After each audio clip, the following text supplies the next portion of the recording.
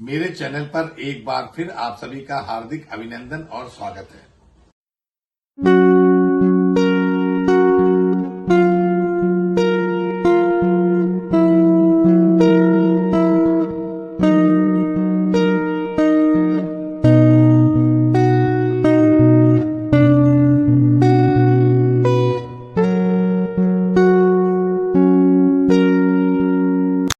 मैं आपके लिए अनुशासन और अपील नियम का एक वीडियो लेके आया हूं।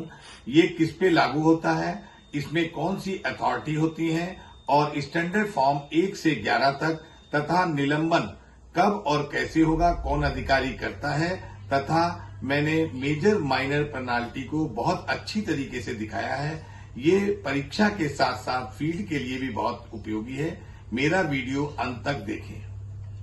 मैं आपके लिए अनुशासन एवं appeal discipline and appeal rule 1968 का एक वीडियो लेके आया हूं, जिसमें मैंने इसका उद्देश्य, ये कब लागू हुआ था और इसकी परिभाषाओं के बारे में तथा स्टैंडर्ड फॉर्म 1 से 11 तक के बारे में विस्तार से समझाया है।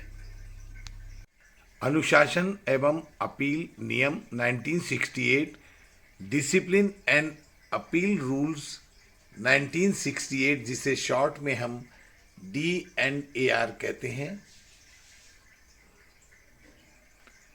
नंबर 1 है संक्षिप्त नाम, रेल सेवक अनुशासन एवं अपील नियम 1968, जारी होने की तारीख 1 अक्टूबर 1968 है। नंबर 2 है उद्देश्य। नंबर 1 कर्मचारियों के बीच अनुशासन बनाए रखना। नंबर 2 दोषी कर्मचारियों को सजा देना। इन नियमों को 7 भागों में बांटा गया है और कुल नियम 31 होते हैं। ए है, ये नियम भारत के राष्ट्रपति ने संविधान के अनुच्छेद 309 के अंतर्गत रेल कर्मचारियों में अनुशासन बनाए रखने के लिए बनाए हैं।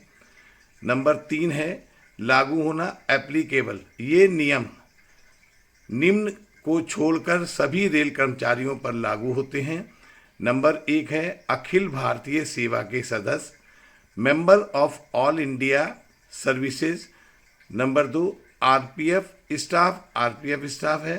नंबर 3 है कैजुअल लेबर। नंबर 4 है जिन्हें राष्ट्रपति के विशेषाधिकार के अंतर्गत छूट प्रदान की गई हो। नंबर 4 परिभाषाएं, डेफिनेशंस। ए है नियुक्ति प्राधिकारी, अपॉइंटिंग अथॉरिटी। नियुक्ति अधिकारी वो होता है जिसको किसी सी और डी ग्रुप कर्मचारियों को उसकी सेवा या पद पर नियुक्त भर्ती करने का अधिकार हो, या उसके द्वारा किसी कर्मचारी को आरंभ में या वर्तमान पद पर नियुक्त किया गया हो। यदि किसी निचले ग्रेड के अधिकारी द्वारा किसी कर्मचारी की नियुक्ति या पदोन्नति कर दी जाए तो ऊपरी ग्रेड का सक्षम अधिकारी ही नियुक्ति अधिकारी होगा। मतलब इसका हुआ, यदि कोई कम ग्रेड का अधिकारी अगर अपॉइंटमेंट या पदोन्नति करता है, लेकिन इसका जो नियुक्ति प्राधिकारी होगा वो ऊपर के ग्रेड का ही होगा। बी है अनुशासनिक प्राधिकारी, डिसिप्लिनरी अथॉरिटी, शॉर्ट में DA कहते हैं। अनुशासन प्राधिकारी वो अधिकारी होता है जिसे ग्रुप C और ग्रुप D कर्मचारियों को माइनर पेनाल्टी और मेजर पेनाल्टी देने का अधिकार हो। यदि जांच के दौरान ये ज्ञात हो कि अधिकारी को मेजर पेनाल्टी लगाने का अधिकार नहीं था, तो केस को सक्षम अधिकारी कॉम्पिटेंट ऑफिसर के पास भेजा जाएगा। नंबर C है जांच अधिकारी, इंक्वायरी ऑफिसर। अनुशासनिक अधिकारी जिसे अनुशासनिक कार्रवाई में जांच के लिए नामित किया जाता है, उस अधिकारी को जांच अधिकारी कहा जाता है, जो इनमें से एक होता है। जांच अधिकारी निम्न में से कोई भी हो सकता है। नंबर 1 अनुशासनिक अधिकारी स्वयं। नंबर 2 1 या 2 अधिकारी या अधिकारियों की समिति। नंबर 3 है 1 या 2 सुपरवाइजर या सुपरवाइजरों की समिति। नोट, यदि कर्मचारी जांच अधिकारी के खिलाफ विरुद्ध शिकायत करे तो जांच को तुरंत रोककर DA के पास भेज देनी चाहिए। जांच अधिकारी आरोपी कर्मचारी से सीनियर होना चाहिए। मतलब किसी कर्मचारी की यदि जांच हो रही है तो जांच का जो अधिकारी होगा वो उस कर्मचारी से सीनियर होना चाहिए। नंबर डी है बचाव सलाहकार, डिफेंस काउंसलर या असिस्टेंट रेलवे एम्प्लॉय, जिसको शॉर्ट में हम ARE कहते हैं। यदि कर्मचारी चाहे तो जांच के दौरान अपने मामलों में किसी दूसरे व्यक्ति की सहायता मदद ले सकता है तो उस व्यक्ति को बचाव सलाहकार या ARE कहते हैं। ये निम्न में से कोई भी हो सकता है। नंबर 1 है रेलवे का कोई सेवारत कर्मचारी, मतलब जो रेलवे में कार्य कर रहा हो। नंबर 2 रेलवे का कोई सेवामुक्त कर्मचारी, रेलवे से रिटायर हो गया हो। नंबर 3 किसी भी रेलवे की मान्यता प्राप्त यूनियन का पदाधिकारी हो सकता है जो कम से कम 1 साल तक यूनियन के किसी पद पर रहा हो।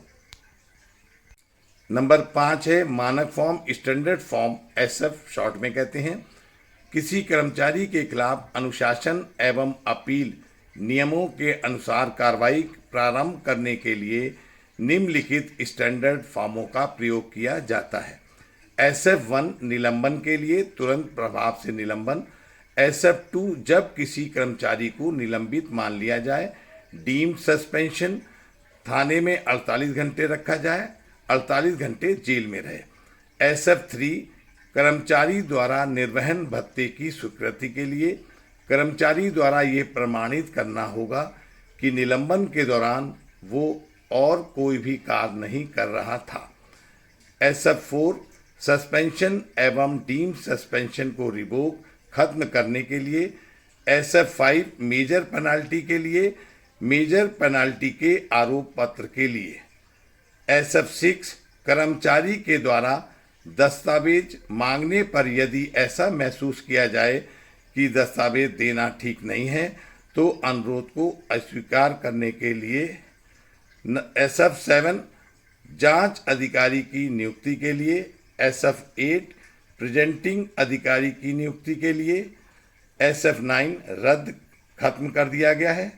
पहले इसमें कारण बताओ नोटिस जारी होता था, खत्म कर दिया गया है। SF10 जब किसी अपराध में 2 या 2 से अधिक कर्मचारी हों तो उन पर एक साथ कार्रवाई की जाए। Common proceeding. SF10A common proceeding में जांच अधिकारी की नियुक्ति। SF10B में कॉमन प्रोसीडिंग में प्रेजेंटिंग अधिकारी की नियुक्ति। SF11 माइनर पेनाल्टी के लिए।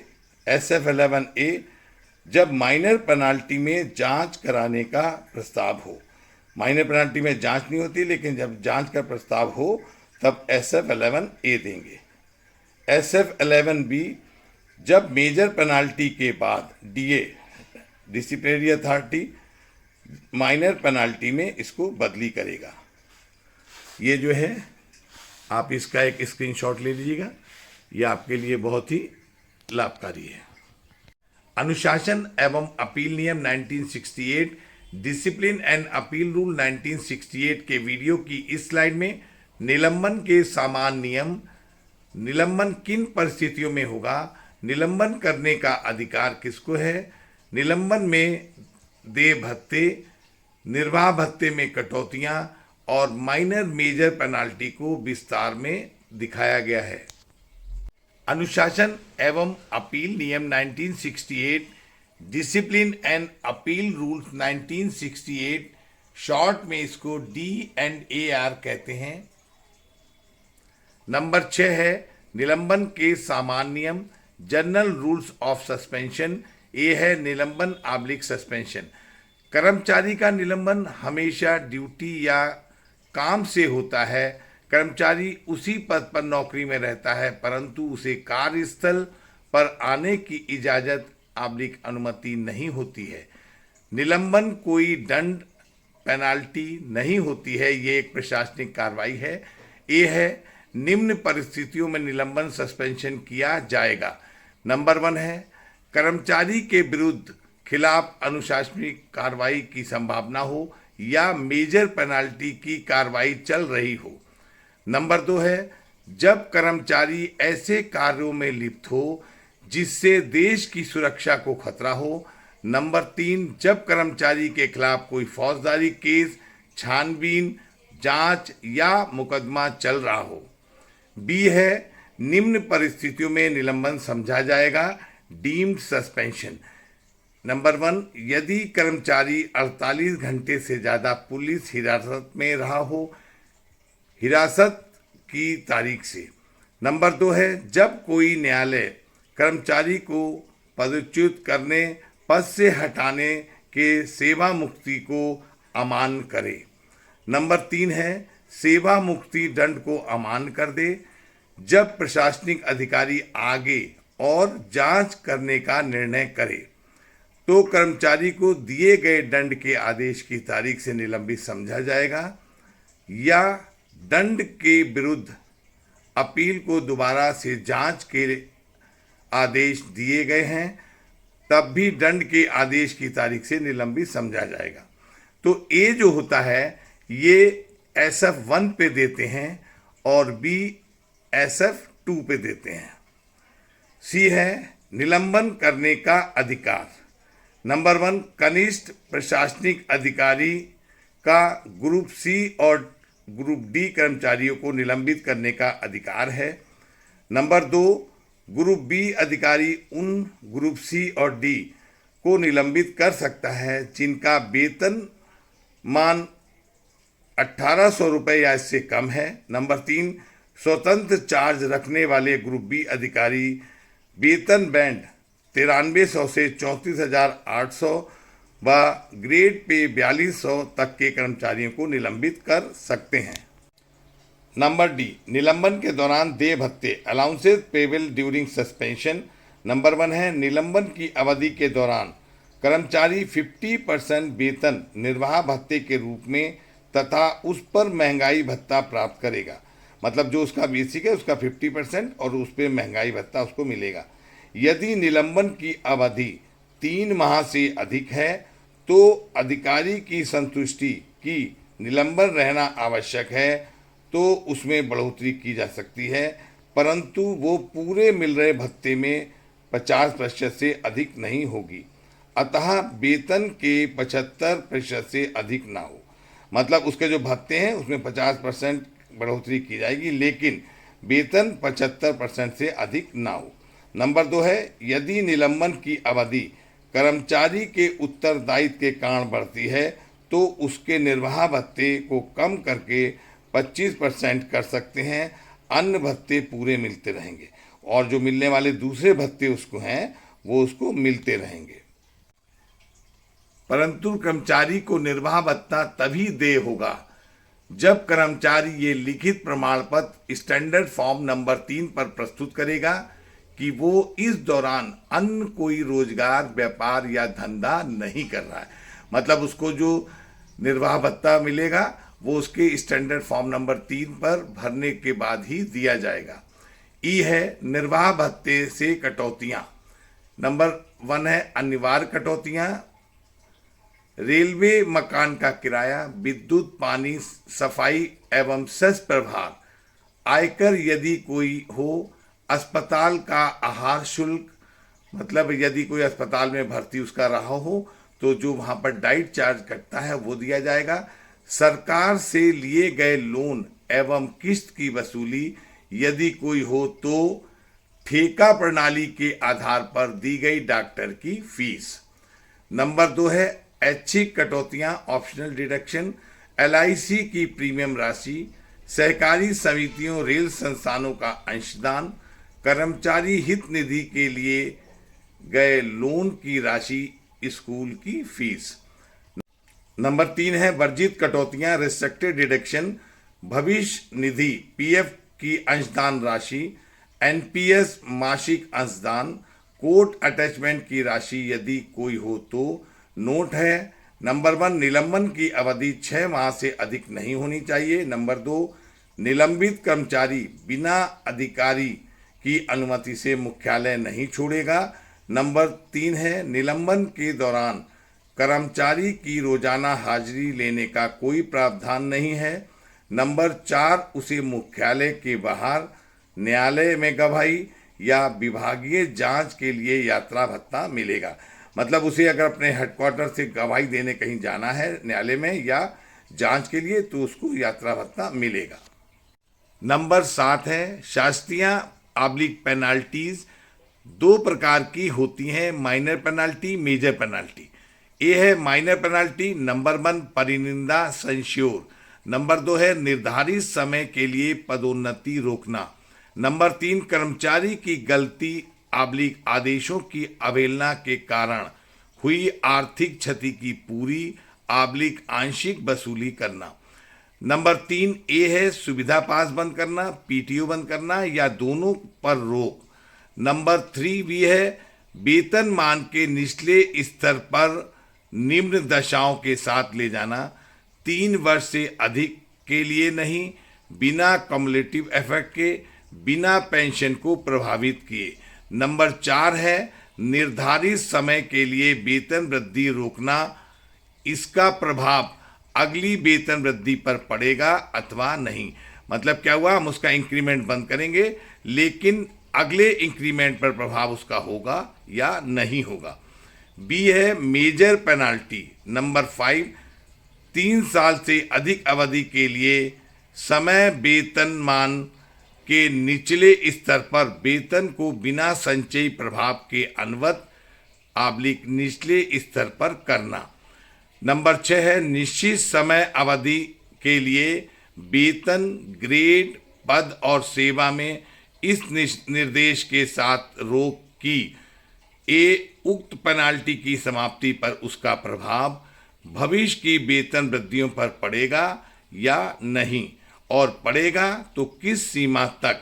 बी है कर्मचारी पुनः अपनी वरीयता सीनियरिटी प्राप्त करेगा अथवा नहीं, नंबर 7 है अनिवार्य सेवा निवृत्ति कंपलसरी रिटायरमेंट पेंशनरी लाभ दे होगा, नंबर 8 है सेवा से हटाना रिमूव फ्रॉम सर्विस भविष्य में सरकारी नौकरी के लिए योग, मतलब जब कर्मचारी को रिमूव करेंगे तो वो पुनः रेलवे या कहीं भी सरकारी नौकरी में जा सकता है, नंबर 9 है सेवा से बर्खास्त डिसमिसल फ्रॉम सर्विस भविष्य में सरकारी नौकरी के लिए अयोग्य। धन्यवाद। आप इसका एक स्क्रीनशॉट ले लीजिएगा, ये आपके लिए बहुत ही उपयोगी है। मेरे वीडियो को देखने के लिए बहुत बहुत धन्यवाद। मेरे वीडियो को लाइक करें, अच्छा लगे तो कमेंट्स करें और ज्यादा से ज्यादा संख्या में इसको शेयर करें। मेरे चैनल को यदि आपने सब्सक्राइब नहीं किया है तो सब्सक्राइब करें और अगले वीडियो का इंतजार करें। धन्यवाद।